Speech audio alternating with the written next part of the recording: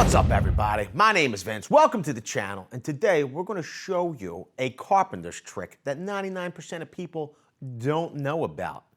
It's how to always have a sharp pencil and how to have enough to go around for everybody.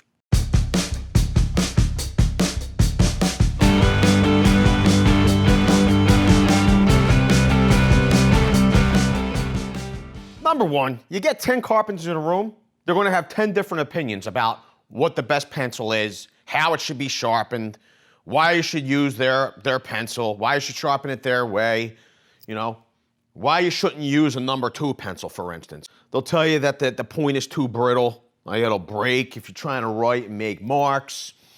It's not a real carpenter's pencil. This is the deal. There are some good benefits to this pencil. Number one, you could put it behind your ear, and quite frankly, it'll stay there. Pretty cool. It's a nice feature of a number 2 pencil. Number 2, it can be sharpened to a very fine point. Now, I know a lot of trim carpenters, or at least a few trim carpenters, that would only make their marks with a number 2 style pencil. Now, this one from C.H. Hansen's pretty cool. It doesn't have the flats like some other number 2 style pencils. It just doesn't. You could use this number 2, but C.H. Hansen has this Sure Point finished pencil. You buy it in a kit. It comes with a C.H. Hansen pencil sharpener. So if you keep this with you, okay, you'll always have a sharp pencil.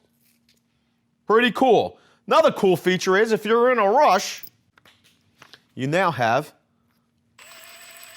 an automatic pencil sharpener. Look at that. You can sharpen to your, look at that.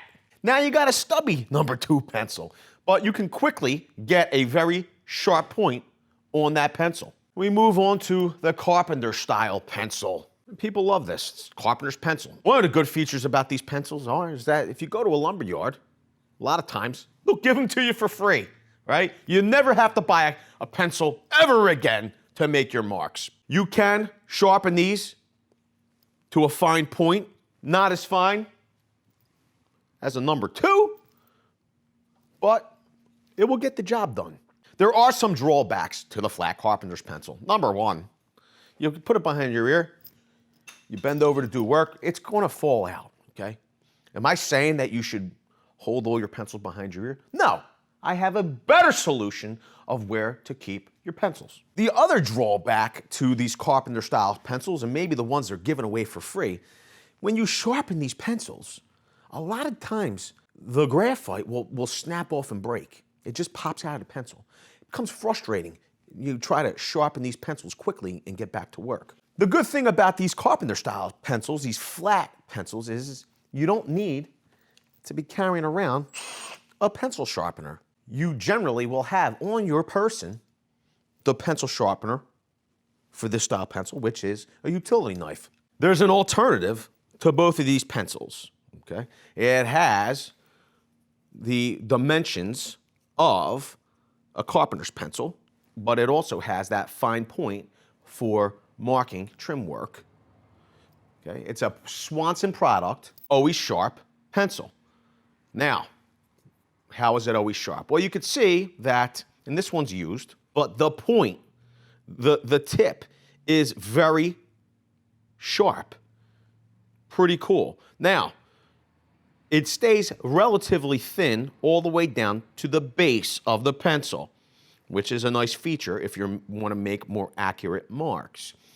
It doesn't require sharpening because all you need to do is pull out that tip, pop it into the end,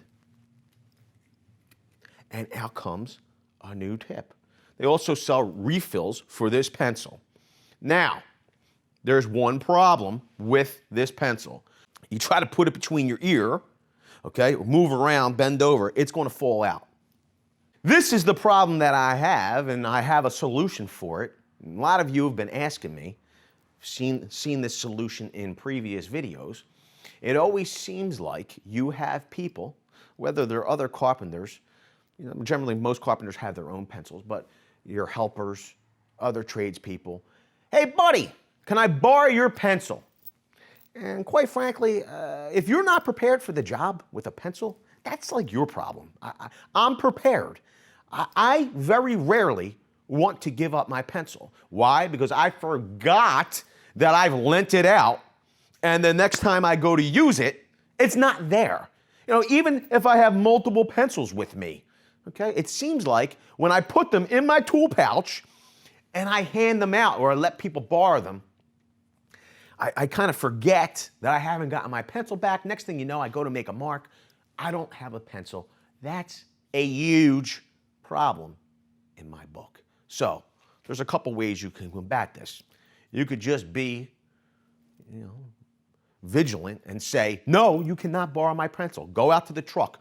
Go over to the depot. Go to the lumber yard. Go get your own pencil, pal. Come prepared next time. And quite frankly, if it's a younger person, okay, like a helper, somebody just getting into the trades, that'd probably be a good lesson to them. Matter of fact, when I was younger, I showed up as a helper on a concrete job. And on the first day, it was like 100 degrees out. I didn't show up with any water.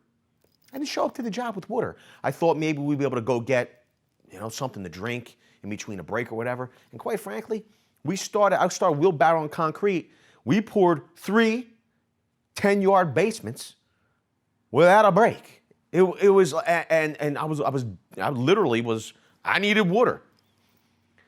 I asked one of the other helpers, I asked the foreman, I'm like, listen, can I have some water?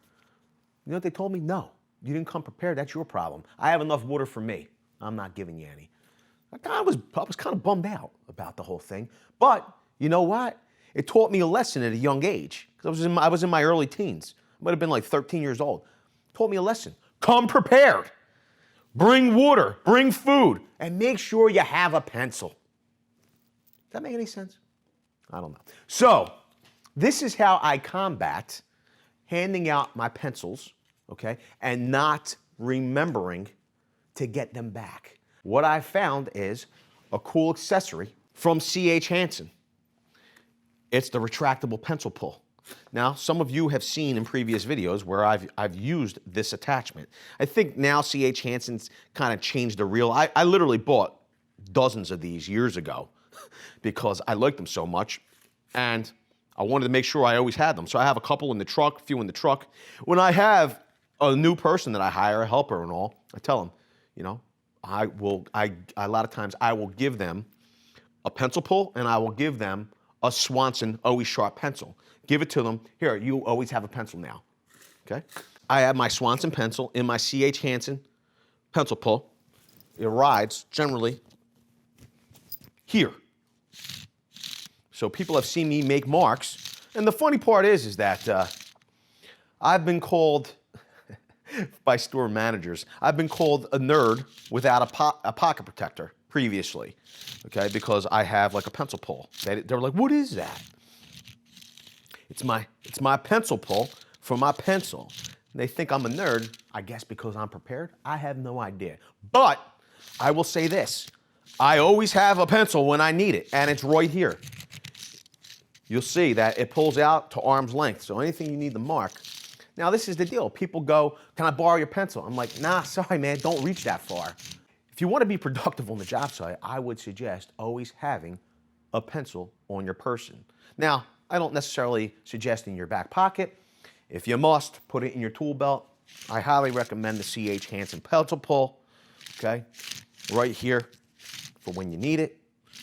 And it's a great little secret that a lot of you don't know about, and I wanted to share. And it's inexpensive. And if you like things that are secret and inexpensive, then smash the like button. Also, if this is your first time here and you're not already, get subscribed and tap the bell icon to get all notifications. Why do you want to get all notifications from the Very Cool Gang? Because of helpful tips like this one right here. With that, I want to say I appreciate every single one of you being here. Thanks a lot, everybody. We'll see you all on the next one. Video's over, but I know you want more. So this is how you're going to get it. First thing you need to do is pretend you're this guy. And you're here at the birthplace of freedom. Now ring that bell like it's 1776 and let all notifications through. What? You're not subscribed yet? Well, smash this button here. After that, watch this video here, here, and maybe over here. See you later.